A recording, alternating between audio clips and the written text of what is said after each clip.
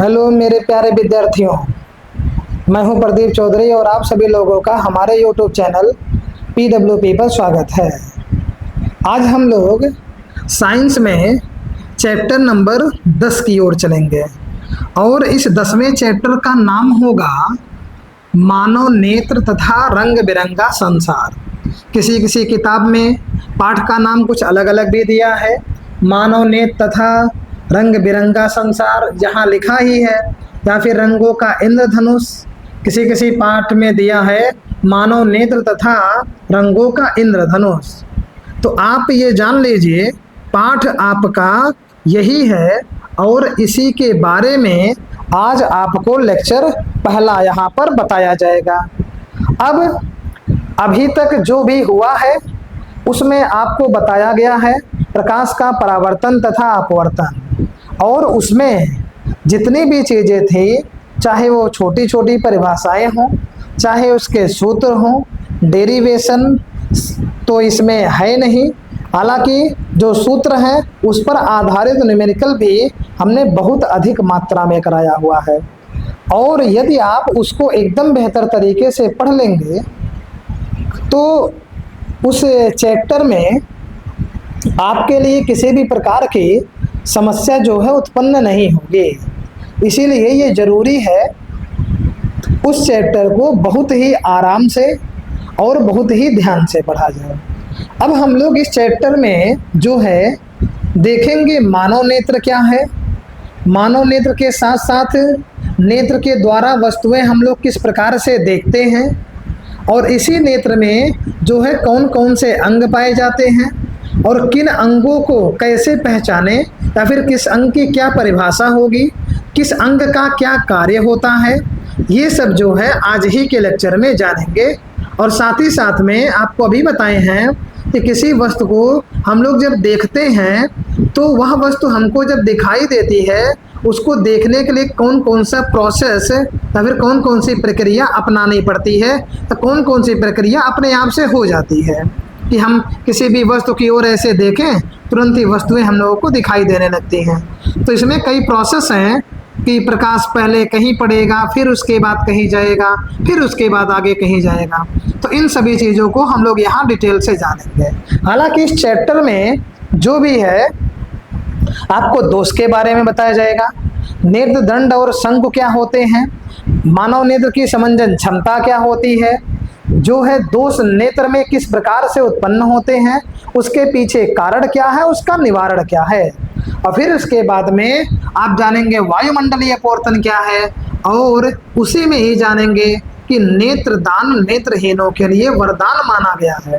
अर्थात यदि कोई व्यक्ति या किसी भी व्यक्ति जो ऐसा व्यक्ति है जो मान लीजिए जिसका डेथ हो गया, या फिर पहले से ही लिख करके जाए किसी भी अस्पताल में कि यहाँ पर हमारी आंख जो है मौत के बाद में निकाल ली जाएगी, तो वहाँ पर वो एक वरदान साबित हो जाता है ऐसे बच्चों के लिए या फिर ऐसे व्यक्तियों के लिए जो कम ही या जिनका कम ही उम्र में आंखें खराब हो जाती हैं। इन सभी का अध्ययन इसी में करेंगे। तो स्टार्टिंग में सबसे पहले हम लोगों को जानना है मानव नेत्र की संरचना। चलिए तो आप पहले हेडिंग डालिए मानव नेत्र की संरचना। यहाँ पर हेडिंग हो जाएगा मानव नेत्र की संरचना। तो आप ये देखें चित्र बनाए हैं। हालांकि एक चीज और आपको बता दें, सबसे पहले आप मानव नेत्र के बारे में जान लीजिए कि मानव का जो नेत्र है वह एक संवेदी अंग है, अर्थात सेंस ऑर्गन है, और इसके द्वारा हम लोग किसी भी वस्तु को आसानी से यदि प्रकाश की उपस्थिति है तो हम लोग देख ले जाएंगे। तो सबसे पहले तो यही आप लिखें कि मानव नेत्र क्या है, तो मानव नेत्र की संरचना इसके बाद में आपको बताई जाएगी। तो हेडिंग आप पहले जब डाल लें मानव नेत्र, मानव नेत्र ह्यूमन आई। चलिए तो ये मानव नेत्र के बारे में क्या कहा जाएगा, मानव नेत्र ये हमारे शरीर का एक ऐसा संवेदी अंग है जिसके माध्यम से वस्तुओं को देखने का कार्य किया जाता है। तो आप इतना लिख लें, लिखेंगे मानव नेत्र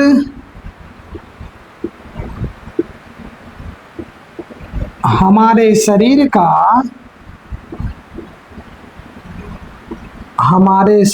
का एक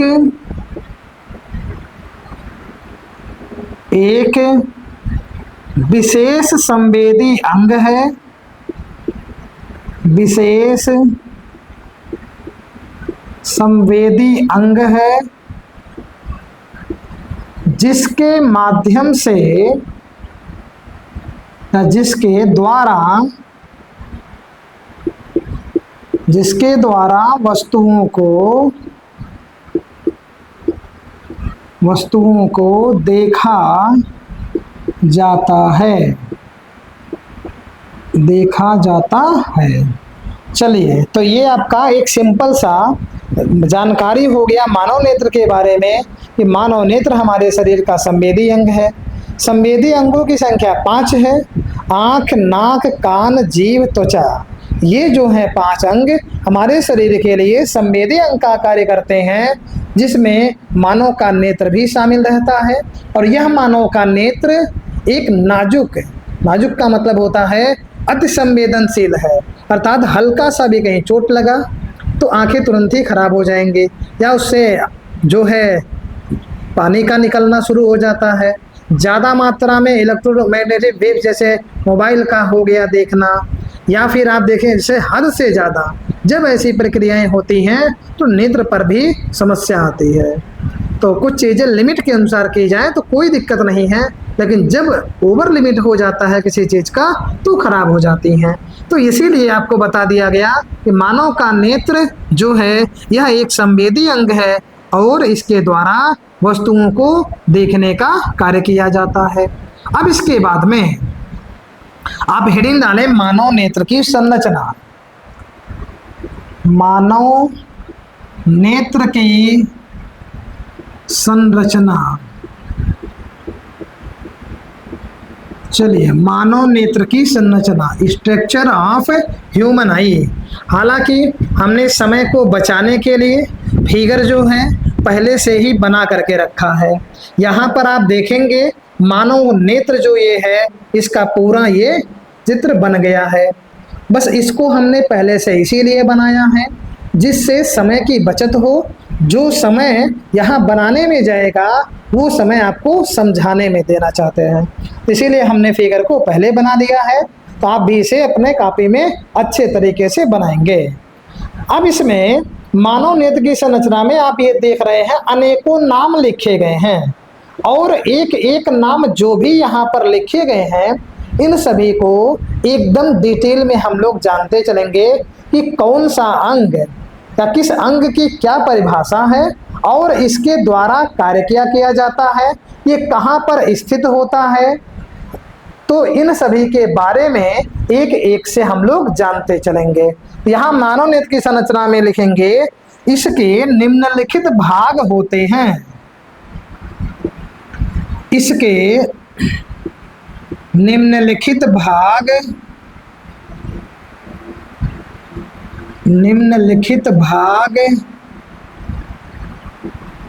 होते हैं। चलिए, इसमें पहला नंबर आपका हेडिंग यहां से क्रम से चलेंगे। चलिए, पहले नंबर पर चलते हैं दृढ़ पटल की ओर। आगे पीछे से आप परेशान ना हो, बस एक एक को हम लोग जानते चलेंगे। दृढ़ पटल। चलिए, तो ये आपका हो गया दृढ़ पटल। दृढ़ पटल क्या होता है कि जो नेत्र का गोला हम लोगों की आंखों में है वह जो है सबसे बाहर से, आप यहां देख पा रहे हैं कि सबसे बाहर से जो ये परत बनी हुई है यह दृढ़ होती है, अपारदर्शी होती है, अर्थात ये कठोर परत के द्वारा बनी होती है और इसी सबसे बाहरी परत को ही कहा जाता है ये दृढ़ पटल। तो इसमें आप देखेंगे कि जो ये सबसे बाहर का परत है वह जो है कठोर होता है और कठोर होने के साथ साथ अपारदर्शी भी होता है और ये श्वेत परत के द्वारा ढका रहता है और इसी को ही कह दिया जाता है दृढ़ पटल। तो चलिए इनकी परिभाषा को लिखेंगे। इनकी परिभाषा हो जाएगा कि मानव नेत्र का गोला, मानव नेत्र का गोला, गोला बाहर से एक, चलिए इसको थोड़ा सा अलग कर दिया जाए, मिले नहीं इसमें।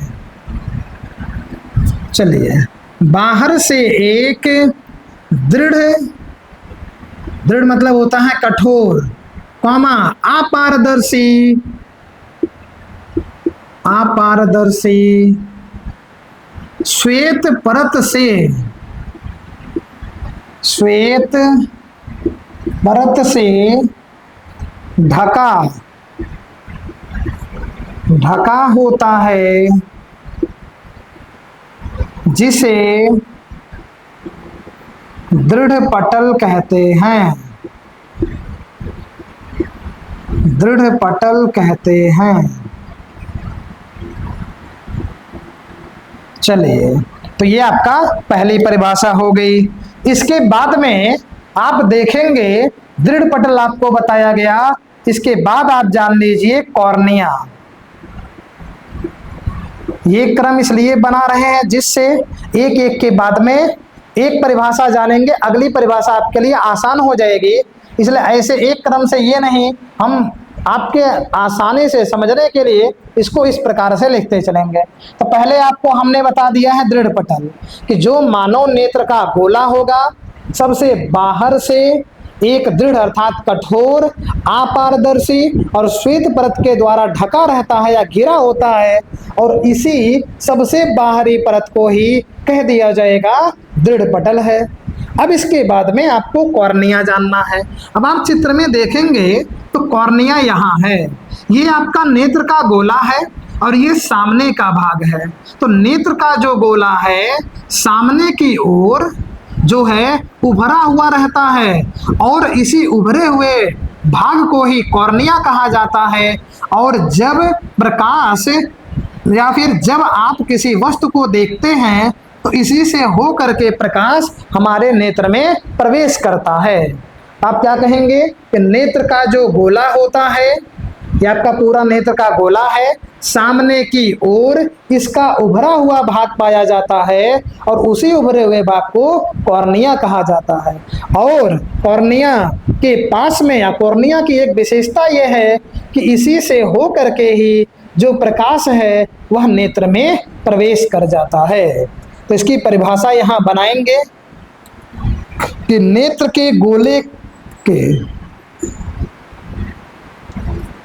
नेत्र के गोले का, नेत्र के गोले का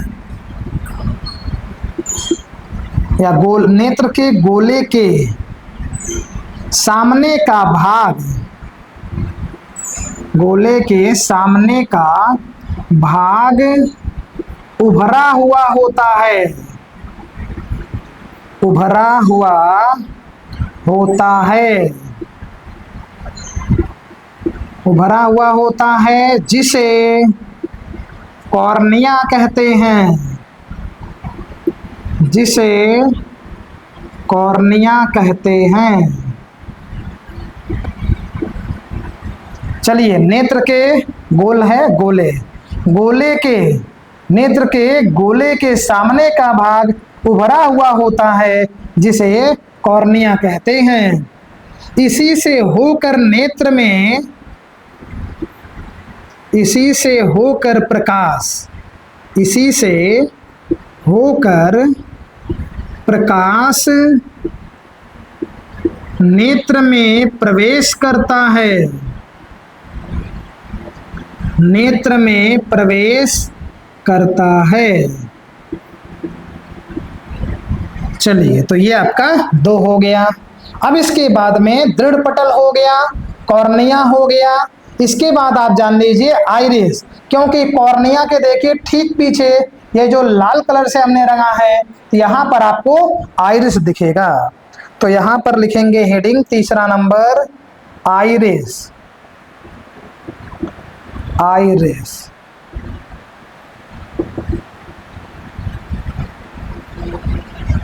चलिए आइरिस शेडिंग हो गया।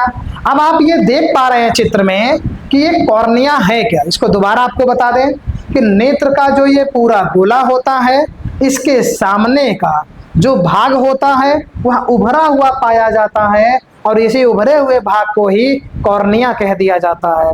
और इसी कॉर्निया से होकर के ही जो प्रकाश होता है वह हमारे नेत्रों में प्रवेश कर जाता है। इसके बाद आप यहाँ देख पा रहे हैं आइरिस। आइरिस क्या है कि कॉर्निया के पीछे, कॉर्निया आप देखिए उभरा हुआ भाग है, इसी के जस्ट पीछे एक रंगीन अपारदर्शी झिल्ली का पर्दा होता है और इसी अपारदर्शी झिल्ली के पर्दे को ही आइरिस कह दिया जाता है। तो कहेंगे कॉर्निया के ठीक पीछे एक काले रंग की अपारदर्शी झिल्ली का पर्दा होता है जिसे आइरिस कह दिया जाएगा। तो परिभाषा आप यहाँ बना दीजिए। अब जरूरी नहीं है कि काले रंग का ही, आप यहाँ पर झिल्ली का पर्दा भी लिख सकते हैं। चलिए तो यहाँ परिभाषा बन जाएगा कि कॉर्निया के पीछे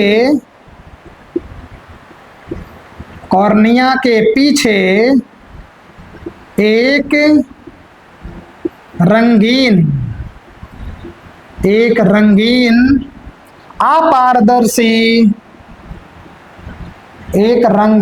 अपारदर्शी झिल्ली का पर्दा होता है। झिल्ली का पर्दा होता है जिसे आइरिस कहते हैं।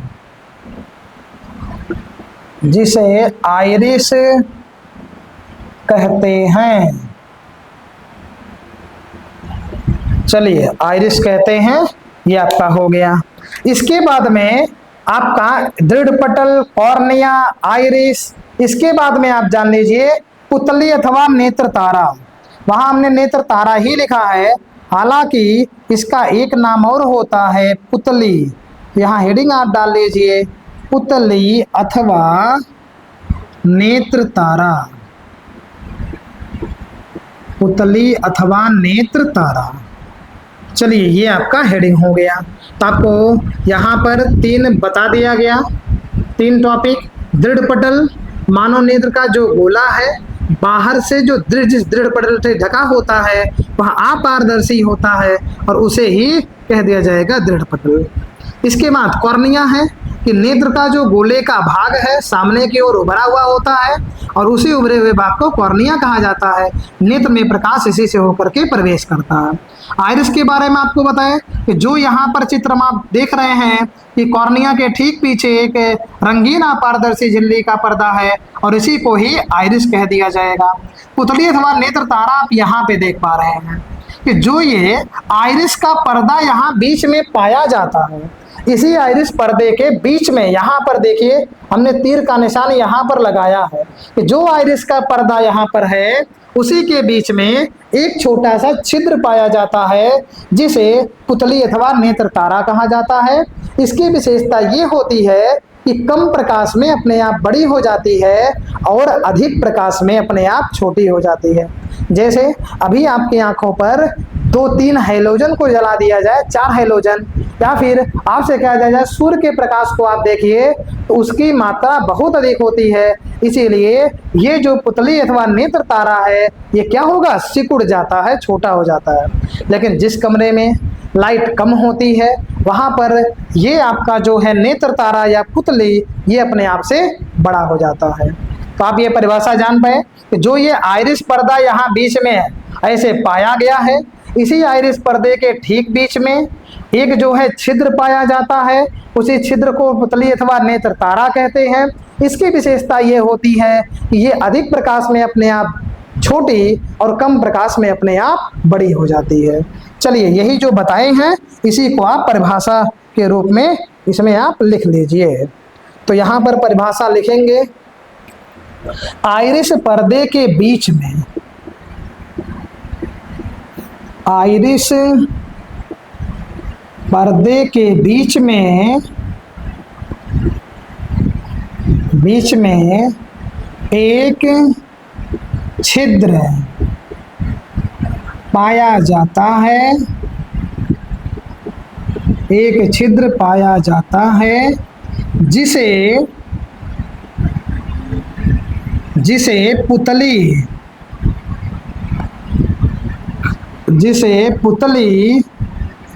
अथवा नेत्र तारा कहते हैं, नेत्र तारा कहते हैं। चलिए पूरी लाइन को हमने बना लिया है। नेत्र तारा अथवा पुतली कहते हैं। इसकी विशेषता यह होती है, अब ये विशेषता आपका जो है इसी कार्निया के बारे में यहाँ सॉरी ये नेत्र तारा का बताया जा रहा है, तो यहाँ हो जाएगा इसकी विशेषता यह होती है कि इसकी विशेषता यह होती है कि यह अधिक प्रकाश में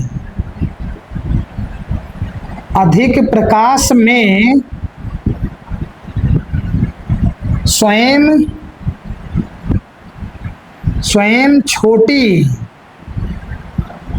तथा कम प्रकाश में स्वयं बड़ी हो जाती है।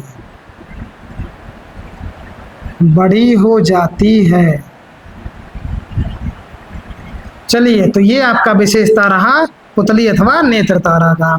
अब आप इसे एकदम बढ़िया तरीके से दिमाग में बैठा दें, अपने दिमाग में एकदम बैठा दीजिए कि मानव नेत्र में ऐसे जो है फिगर किस प्रकार से बनेगा, इसे भी एकदम सेट कर लें कि फिगर इस प्रकार से बनेगा। यहाँ पर ये चीजें पाई जाती हैं, उनका आप नामांकन कर दीजिए, पहले ऐसे उनको नामांकित कर दीजिए, और नामांकित जब कर देंगे तो एक एक की विषय एक एक की परिभाषा आप अपने अनुसार भी लिख सकते हैं।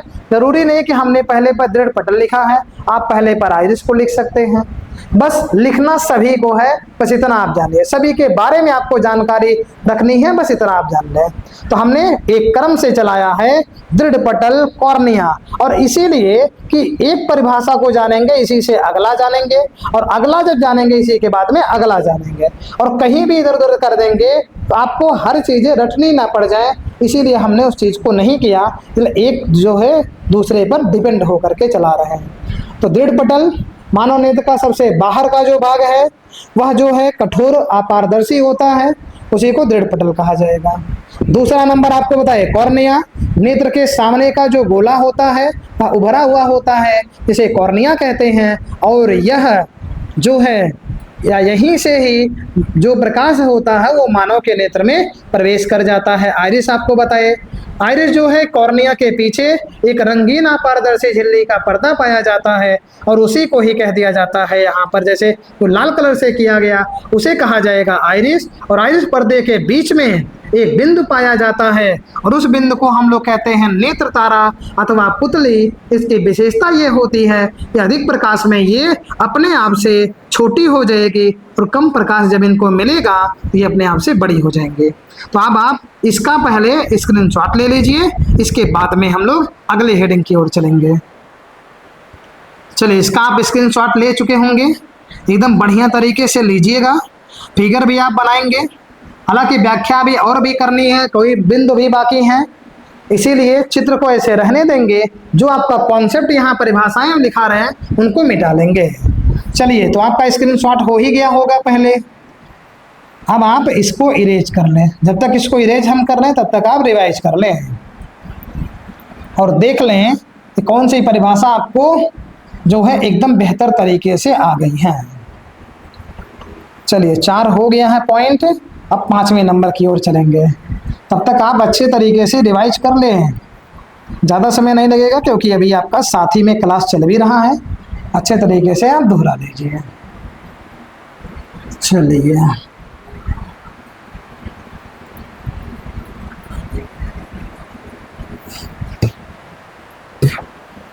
चलिए मिटा दिया गया।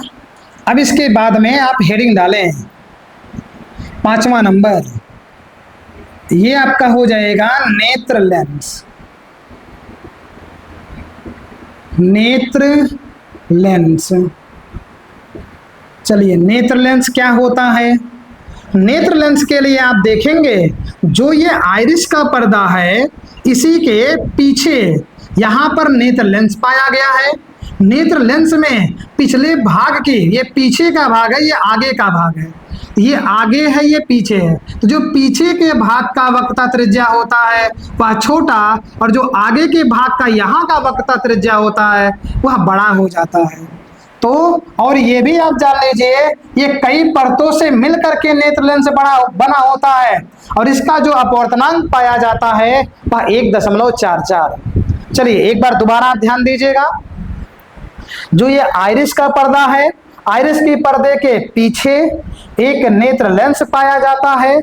नेत्र लेंस के पिछले भाग की वक्रता त्रिज्या छोटी और अगले भाग की वक्रता त्रिज्या बड़ी होती है। जो ये लेंस यहाँ पर बना है ये कई परतों से, कई लेयर से मिलकर के बना होता है, और इसका जो अपवर्तनांक पाया जाता है वह 1.44 होता है। तो इतनी बातें इसमें हम लोग लिख लेंगे। तो यहाँ पर आप लिखें आइरिस के ठीक पीछे या आइरिस पर्दे के पीछे, आइरिस पर्दे के पीछे, आइरिस पर्दे के पीछे नेत्र लेंस पाया जाता है। नेत्र लेंस पाया जाता है। इसके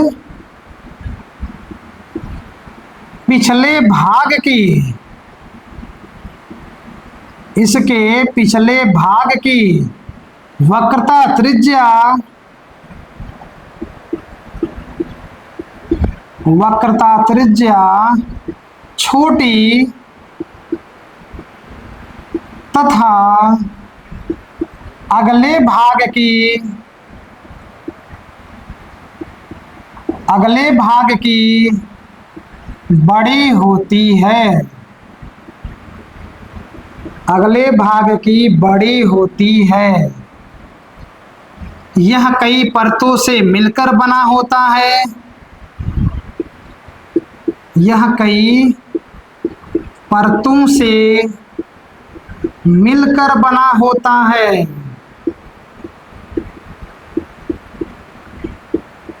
मिलकर बना होता है।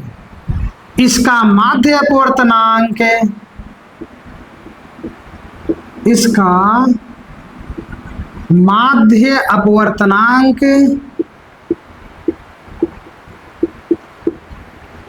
1.44 होता है।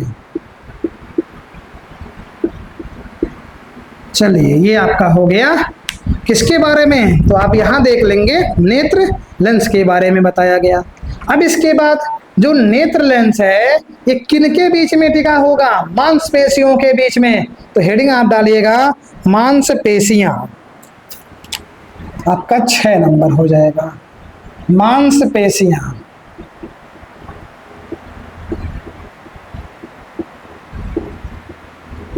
चलिए मांसपेशियां, यहाँ पर हेडिंग हो जाएगा आपका। अब इसमें आप देखेंगे तो जो ये नेत्र लेंस होता है यह अपने स्थान पर मांसपेशियों के बीच में टिका रहता है।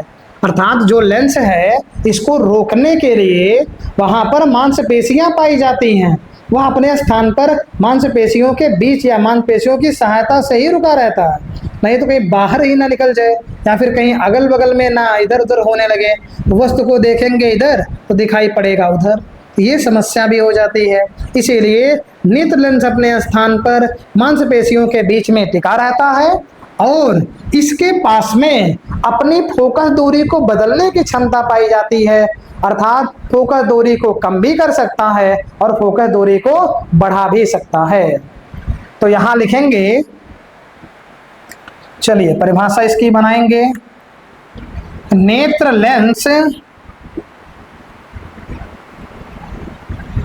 नेत्र लेंस अपने स्थान पर अपने स्थान पर मांसपेशियों के बीच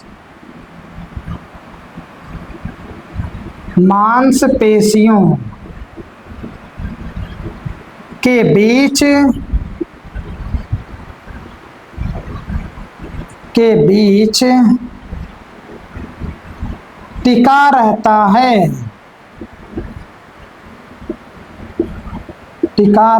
है। इसमें अपनी फोकस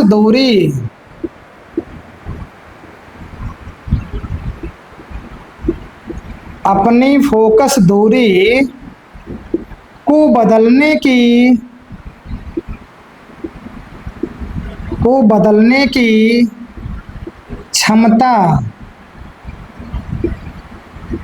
क्षमता होती है। चलिए, क्षमता होती है। अब इसके बाद में आप देखेंगे ये आपका 5 नंबर हो गया है, यहाँ नेत्र लेंस, और ये आपका 6ठा नंबर हो गया। अब 7वें नंबर में आप जलीय द्रव को जान लीजिए, और जलीय द्रव के बाद एक द्रव और आएगा, कांच द्रव, तो ये आपका 8वें नंबर पर बता देंगे अभी। तो आप पहले हेडिंग डाल लीजिए 7वां नंबर, क्योंकि ये 7वां 8वां दोनों द्रव ही है, तो हेडिंग आप डाल लीजिए जलीय द्रव।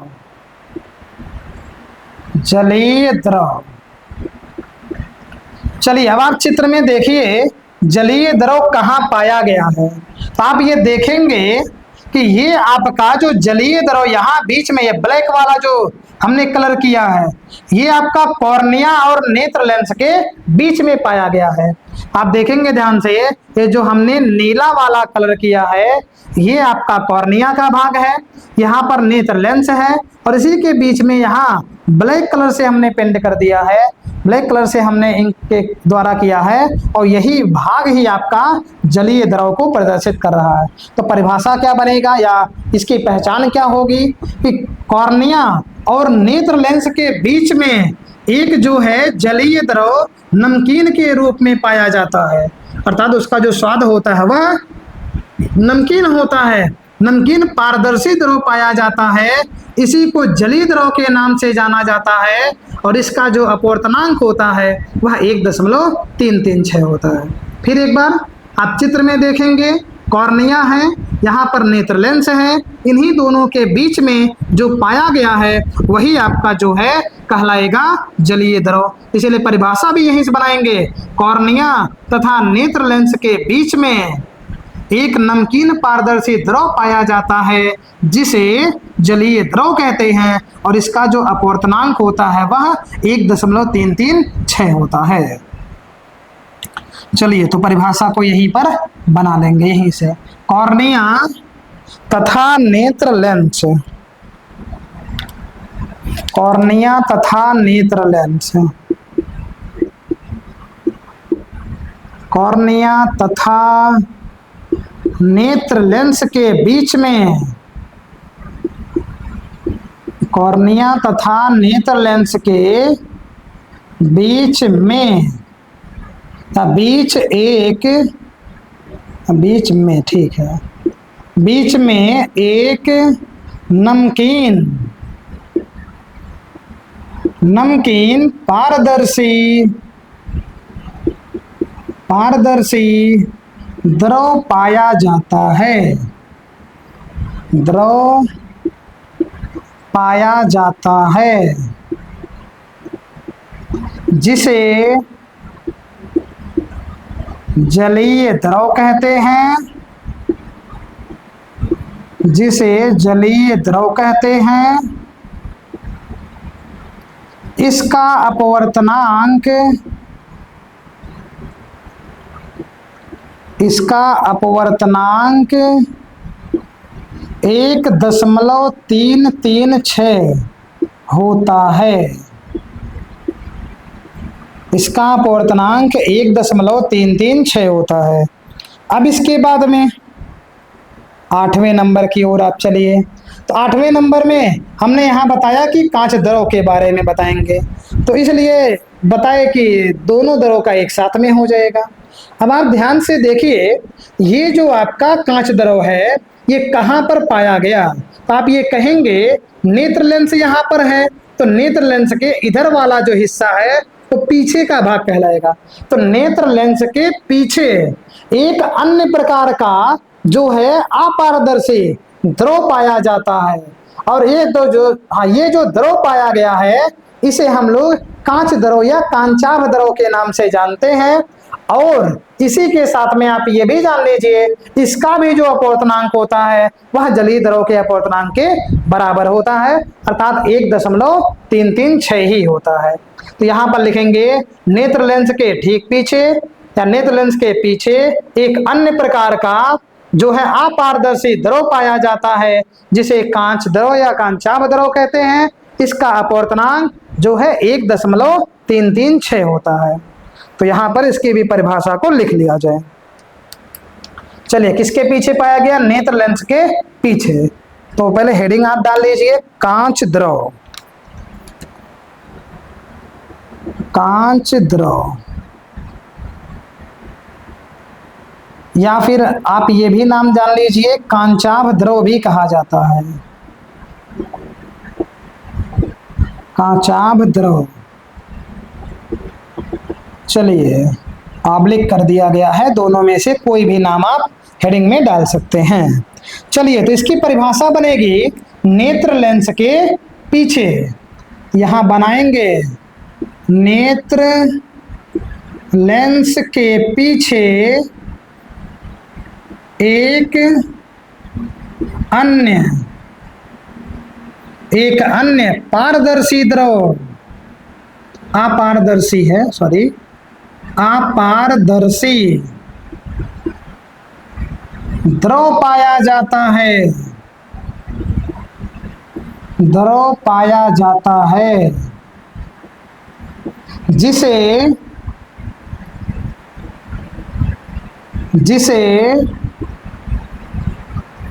कांच द्रव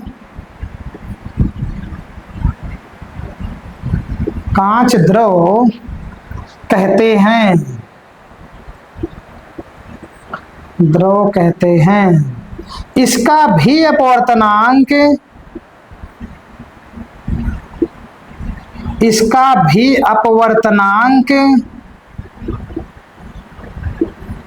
1.336 होता है,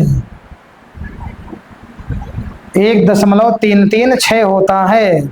अब इसके बाद में आप चलें हेडिंग 9वें पर। चलिए, एक हेडिंग यहाँ पर आ जाएगा, यहीं पर एडजस्ट कर दिया जाए। तो आपको यहाँ पर देखने को मिला है कि 1 से लेकर के हम लोग 8 तक पहुंच गए हैं। अभी आपका इधर बाकी है 4 पॉइंट या 3 पॉइंट। चलिए, जो भी बाकी है उनको क्रम से करेंगे। अब इसके बाद में आप पहुंच जाइए यहाँ पर, ये आपका है रेटिना, ये है कोरोइड। चलिए, कोरोइड से चलते हैं। तो आप इसे समझ लीजिए कि ये आपका 9वें नंबर पर है। इसके बाद में रेटिना पर चलेंगे, ये 10वें नंबर पर है। चलिए, और इसके बाद में अंधबिंदु पर चलेंगे, फिर पीत बिंदु, क्योंकि पीत बिंदु उसी रेटिना का ही भाग पाया जाता है। चलिए, क्रम से भी चल लेंगे, 9, 10, 11, 12 हो जाएगा। तो पहले आप हेडिंग डालिए कोरोइड, और कोरोइड को देख भी लीजिए आखिर ये पाया कहाँ गया है।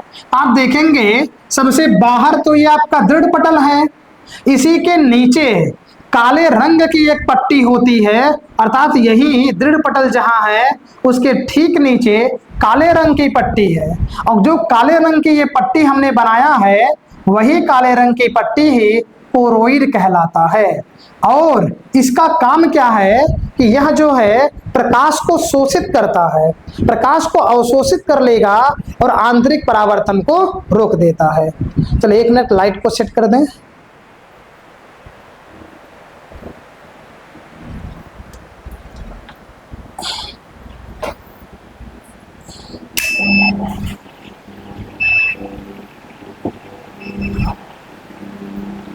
चलिए, आगे बढ़ेंगे। अब तो यहां पर आपको बताया जा रहा है कि जो ये कोरोइड है ये दृढ़ पटल के नीचे होता है, काले रंग का यहाँ पर एक झिल्ली पाई जाती है, और इसी को ही कोरोइड कहा जाएगा। और इसका जो काम है वह प्रकाश को अवशोषित करके, अवशोषित मतलब उसको सोख लेती है और आंतरिक परावर्तन को रोकती है, अर्थात अंदर से परावर्तन नहीं होने देती। तो यहाँ पर यही चीज हम लिख लेंगे। चलिए, तो यहाँ पर परिभाषा आपका क्या बन जाएगा, दृढ़ पटल के नीचे। तो पहले आप हेडिंग डाल लें कोरोइड, कोरोइड। चलिए, परिभाषा क्या बनेगा, दृढ़ पटल के नीचे, दृढ़ पटल के नीचे काले रंग की, काले रंग की एक झिल्ली, झिल्ली होती है जिसे कोरोइड कहते हैं, जिसे कोरोइड कहते हैं, कोरोइड कहते हैं। यह प्रकाश को शोषित करके, यह प्रकाश को शोषित करके, शोषित करके आंतरिक परावर्तन को,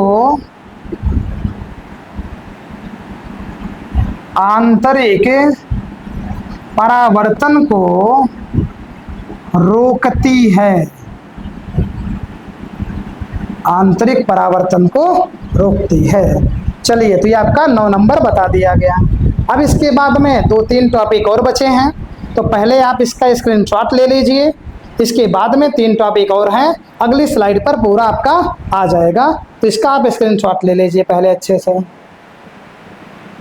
चलिए, स्क्रीनशॉट हो गया होगा। अब इसके बाद में हम लोग आगे की ओर बढ़ेंगे, तो आप जब तक इसे मिटाया जा रहा है, इरेज किया जा रहा है, तो आप क्या करिए, तब तक रिवाइज कर लीजिए। इसमें आपको बता दिया गया है आइरिस क्या है, पुतली क्या है, नेत्र तारा, इसी प्रकार से उनकी विशेषताएं भी सभी की बताई गई हैं कि कौन जो है क्या करता है, कहाँ पे पाया जाता है और किनका क्या काम होता है। इन सभी को हमने यहाँ पर एक को एकदम आसानी के लैंग्वेज में बता दिया है। तो 9 पॉइंट हो गया है। अब इसके बाद में चलेंगे 10वें नंबर की ओर। तो 10वें नंबर पर आपको बता दिया जाए रेटिना, तो आप हेडिंग डालिए अब रेटिना, 10वां नंबर, और इसी स्लाइड में आपका ये लेक्चर जो है समाप्त हो जाएगा। 10वां नंबर आपका हो जाएगा, चलिए नेत्र लिखना है, रेटिना। रेटिना का एक नाम और लिखे हैं वहां पे, दृष्टि पटल, दृष्टि पटल। दृढ़ पटल आपका अलग है, ये रेटिना का एक दूसरा नाम है। तो आप ये देखिए कहाँ पाया गया। पहले आप ये देख पा रहे हैं कि जो ये आपका कोरोइड है, कोरोइड तो काले रंग की झिल्ली है, तो कोरोइड जो है ये नीचे जो ब्लैक तरीके से या ब्लैक पेन से हमने यहाँ पर ये चलाया है लाइन, यही आपका कोरोइड हो गया। और इसी झिल्ली के नीचे, तो इसके आप नीचे अंदर की बात कर रहा, नीचे नेत्र के सबसे भीतर, अर्थात नेत्र के अंदर की बात कर रहा, नेत्र के भीतर एक जो है पारदर्शी झिल्ली ये भी पाई जाती है, और इसी पारदर्शी झिल्ली को रेटिना या फिर दृष्टि पटल के नाम से जाना जाता है। और ये भी आप जानिए, यह जो है प्रकाश सिराओं की फिल्म होती है, अर्थात इसके पास में अनेकों प्रकाश सिराएं होती हैं, और ये प्रकाश सिराएं किसी भी प्रतिबिंब का कौन सा रंग है, कौन सा आकार है, किस रूप का है, ये सूचना जो है तुरंत ही मस्तिष्क को भेज देती हैं। और अभी आपसे ये पूछा जाएगा कि किसी भी वस्तु का प्रतिबिंब कहाँ बनता है, तो आप सीधे कहेंगे वह रेटिना पर बनता है। तो यहीं से परिभाषा आप बना दीजिए कि ये कोरोइड झिल्ली के जो है नीचे पाया गया है। तो यहाँ पर परिभाषा बनाएंगे कि कोरोइड की झिल्ली के नीचे, कोरोइड की झिल्ली के नीचे, कोरोइड की झिल्ली के नीचे नेत्र के सबसे भीतर एक पारदर्शी झिल्ली, एक पारदर्शी झिल्ली,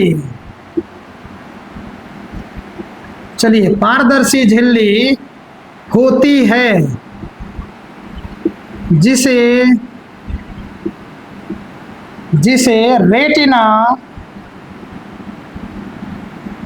रेटिना या दृष्टिपटल कहते हैं, या दृष्टिपटल कहते हैं। दृष्टिपटल कहते हैं। यह प्रकाश सिराओं की एक फिल्म होती है। यह प्रकाश सिराओं की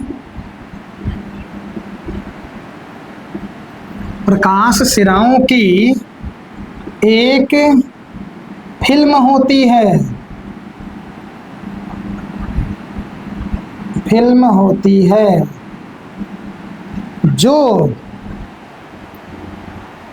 जो वस्तु के प्रतिबिंबों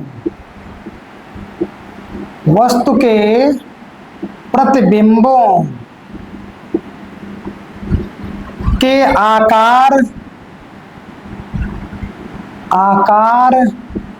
रूप एवं रंग के बारे में मस्तिष्क को सूचना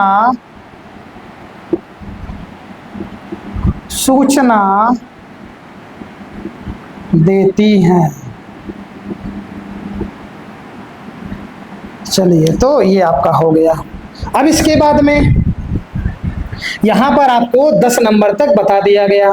अब इसके बाद में 2 पॉइंट और हैं, एक है अंध बिंदु और एक है आपका पीत बिंदु। तो आप पहले अंध बिंदु जान लीजिए, क्योंकि यह एक ऐसा बिंदु पाया जाता है या एक ऐसा भाग होता है जहां से प्रकाश की जो सिराएं हैं भेद करके मस्तिष्क तक जाती हैं। तो ऐसे स्थान पर प्रकाश की तीव्रता का कोई प्रभाव नहीं पड़ता है। ऐसे बिंदु को जो है अंध बिंदु के नाम से जाना जाता है। अब पीत बिंदु जो है, एक रेटिना के बीच में एक ऐसा भाग पाया जाएगा जहां पर किसी भी वस्तु का प्रतिबिंब सबसे अधिक स्पष्ट रूप से दिखाई पड़ता है। तो किसी भी वस्तु का प्रतिबिंब कहाँ बनता है? रेटिना पर। लेकिन किसी भी वस्तु का सबसे अधिक स्पष्ट प्रतिबिंब कहाँ बनता है? तो वो कहा जाएगा पीत बिंदु पर। तो पहले आप ये जान लीजिए अंध बिंदु क्या है। चलिए हेडिंग आप डाल लें 11 नंबर, अंध बिंदु। अंध बिंदु। चलिए अंध बिंदु के बारे में यहाँ आपको बताएं कि यह एक ऐसा स्थान होता है जहां पर प्रकाश सिराएं, जो ये रेटिना का ऐसे पर्दा पाया गया है, ये इसी पर पाया जाता है, मतलब रेटिना के पर्दे पर ही ये पाया गया। ऐसा एक बिंदु होता है जिस स्थान से प्रकाश सिराएं इसी रेटिना को भेद करके मस्तिष्क तक जाती हैं और अभी आपको बताया जैसे कि सूचना प्रदान करती हैं, और इसी बिंदु पर प्रकाश की तीव्रता का कोई प्रभाव नहीं पड़ता है, और इसी को ही कहा जाता है अंध बिंदु। तो आप इसमें लिखेंगे क्या? आप परिभाषा ये यहीं से बना लीजिए कि जिस स्थान पर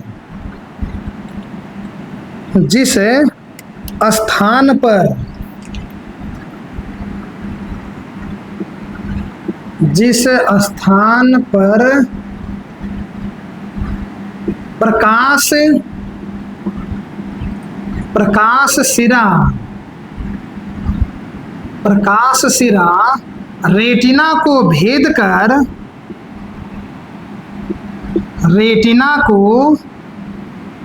भेद कर मस्तिष्क तक जाती हैं, मस्तिष्क तक जाती हैं, कॉमा उस स्थान पर प्रकाश की तीव्रता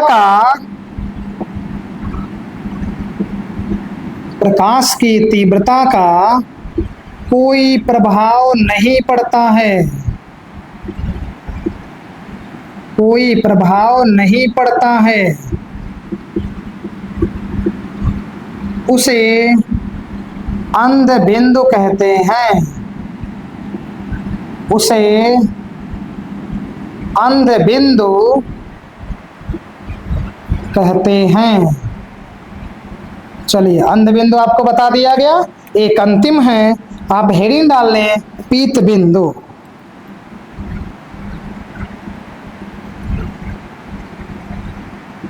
पीत बिंदु। चलिए, पीत बिंदु की बात है। अब पीत बिंदु जो है ये भी रेटिना के बीच में पाया जाता है, अर्थात रेटिना के बीचों बीच में एक बिंदु पाया जाता है जहां पर बना हुआ प्रतिबिंब सबसे अधिक स्पष्ट रूप से दिखाई देता है या सबसे अधिक रूप से स्पष्ट रूप से दिखाई पड़ता है, उसे जो है पीत बिंदु के नाम से जाना जाएगा। तो यहाँ पर लिखेंगे इनकी परिभाषा को, रेटिना के बीचों बीच, रेटिना के बीचों बीच एक पीला भाग होता है, एक पीला भाग होता है जहां पर या जिस स्थान पर बना हुआ प्रतिबिंब सबसे अधिक स्पष्ट रूप से दिखाई देता है। रेटिना के बीचों बीच एक पीला भाग होता है जहां पर बना हुआ प्रतिबिंब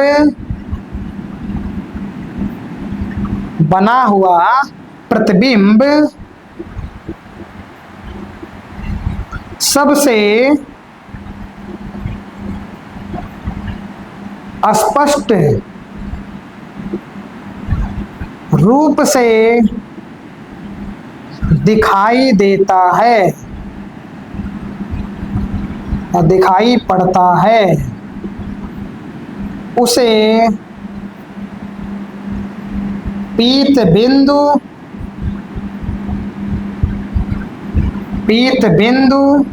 कहते हैं, पीत बिंदु कहते हैं। तो ये आपका जो है जितना भी पॉइंट था ये आपका 11 हो जाएगा और ये आपका जो है 12 हो जाएगा।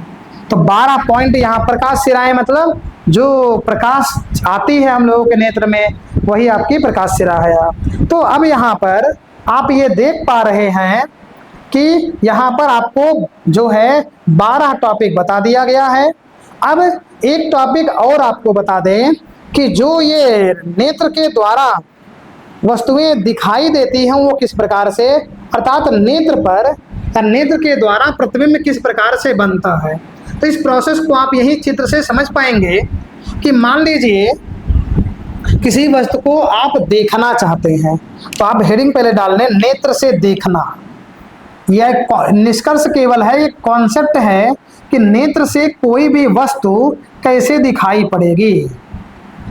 नेत्र से देखना अर्थात जब हम लोग वस्तु को देखते हैं तो कौन कौन सा प्रोसेस होता है तब वह वस्तु हम लोगों को दिखाई पड़ जाती है। अब ये जानिए, सबसे पहले जो प्रकाश होता है वह कॉर्निया के माध्यम से नेत्र में प्रवेश करता है और जैसे ही कॉर्निया से प्रकाश प्रवेश करेगा तो यहाँ अपवर्तित होगा और अपवर्तित होकर के ये नेत्र में प्रवेश कर जाएगा, क्योंकि सबसे बाहर का जो उभरा हुआ भाग है यही आपका कॉर्निया है और कॉर्निया से जैसे प्रकाश जो है कॉर्निया पर पड़ा तो अपवर्तित होकर के सीधे नेत्र में प्रवेश कर जाएगा। अब आप ये सोचिए जब यहाँ पर ये नेत्र में प्रकाश प्रवेश कर गया, इसके बाद ये क्रम से चलेगा। पहले ये यहाँ पर पहुंचेगा जलीय द्रव, जलीय द्रव के बाद में जो है ये कांच लेंस भी पहुंचेगा, लेंस में आएगा, लेंस के बाद में कांच द्रव से होता हुआ तब जाकर के ये जो ये यहाँ पर रेटिना है उस रेटिना पर आ जाता है, और रेटिना के द्वारा ही या रेटिना पर ही किसी वस्तु का प्रतिबिंब बन जाता है। फिर से आप एक बार ध्यान दें कि सबसे पहले जो भी प्रकाश की किरणें होंगी वहां कॉर्निया पर पड़ेंगी, यहाँ कॉर्निया के एकदम ऊपरी वाले भाग पर, यहाँ से पड़ने के बाद अपवर्तित होकर के नेत्र में प्रवेश कर जाएंगी। चलिए एक एक प्रोसेस को लिखाते चलें कि सबसे पहले क्या होता है, प्रकाश कॉर्निया पर गिरता है। यहां लिखेंगे सबसे पहले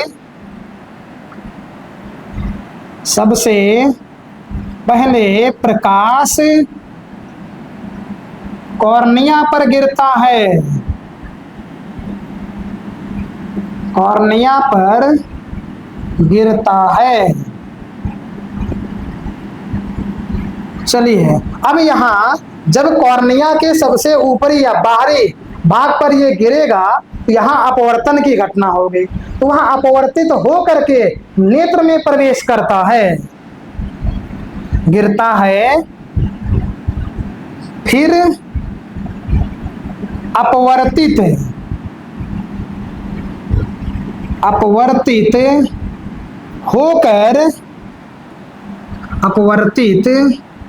होकर नेत्र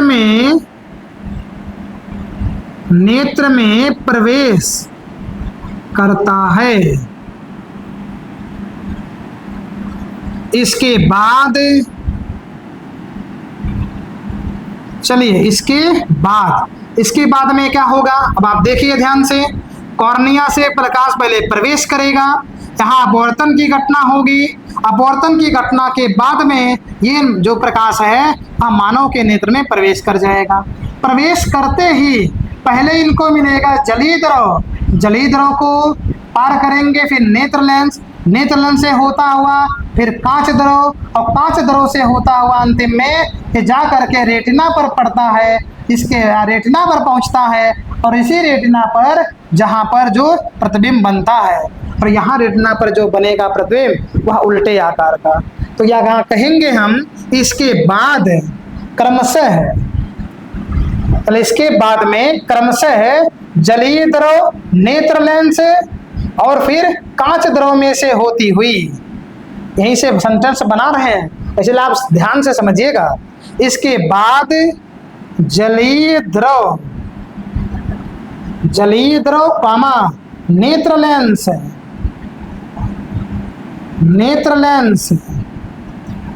तथा नेत्र लेंस कॉमा कांच द्रव में से होती हुई रेटिना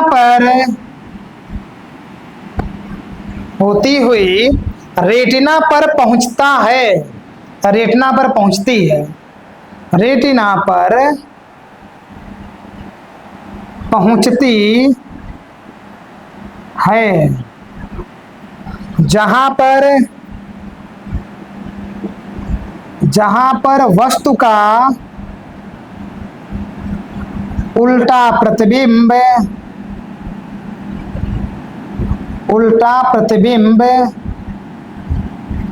बनता है। चलिए तो अब यहाँ पर क्या आप जान पाए कि सबसे पहले कॉर्निया से प्रवेश करेगा, फिर ये जलीय द्रव को पार करेगा, नेत्र लेंस से होता हुआ, कांच द्रव से होता हुआ ये रेटिना पर पहुंच जाएगा। अब यहाँ पर जो रेटिना पर प्रतिबिंब बनेगा वह वस्तु का उल्टा प्रतिबिंब बनाएगा।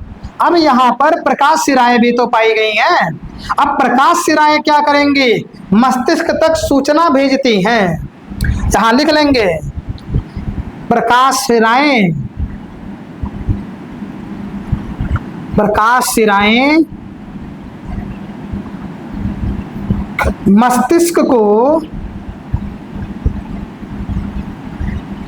मस्तिष्क को इसकी सूचना देती हैं, इसकी सूचना देती हैं, इसकी सूचना देती हैं, जिससे यह प्रतिबिंब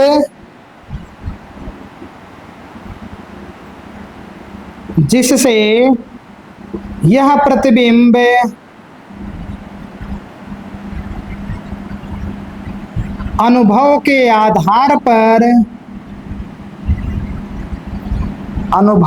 आधार पर सीधा दिखाई देता है, दिखाई देता है। चलिए, तो ये आपका पूरा यहाँ पर कॉन्सेप्ट ये क्लियर हो गया। तो आप पहले इसका स्क्रीनशॉट ले लीजिए अच्छे तरीके से, और आज का लेक्चर यहीं पर समाप्त होगा। चलिए, स्क्रीनशॉट आप ले चुके हैं। अब इसके बाद में आप लोग अपने नोट्स में इसे अच्छे तरीके से लिख लीजिएगा और इसको समय पर रिवाइज भी समय समय पर करते रहिएगा। अब हम मिलेंगे नए लेक्चर में नए कॉन्सेप्ट के साथ में, इसी ही चैप्टर के हेडिंग होंगे, और वहाँ पर देखेंगे कि आपका समंजन क्षमता क्या होता है। तो इन सभी चीज़ों को पहले आप अच्छे से दोहरा लेंगे तो आगे का जो कड़ी होगा वो भी आपको बेहतर तरीके से आएगा। मिलेंगे नेक्स्ट लेक्चर में, तब तक के लिए जय हिंद।